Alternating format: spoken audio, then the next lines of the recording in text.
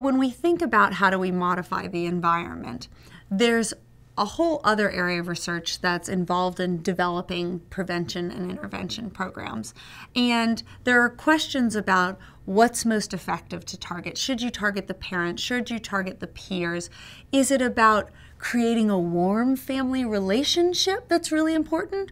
Or is it really about knowing where your kids are and what they're up to? What are the facets of parenting that are particularly important?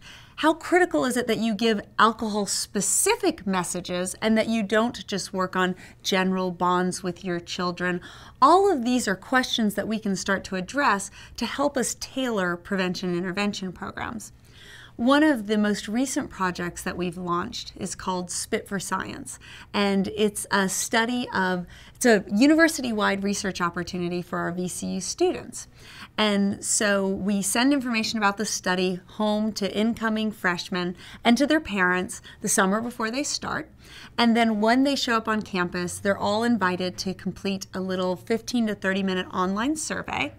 And when they come in to pick up their reimbursement for the survey, and the survey asks about a whole variety of questions related to substance use, behavior in high school, relationships with parents, family history, experience of life stressors, resilience and support networks, all of these kinds of things. And when they come in to pick up their payment, if they choose to do the survey, they also have an option then of spitting in a cup, hence the Spit for Science. And the project is all about how our individual genetic predispositions come together with our environments to influence substance use and emotional health among, in this population, college kids.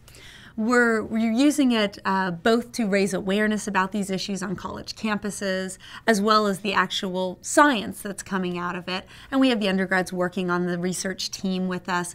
And we also work with the prevention and intervention group, the Wellness Center here at VCU.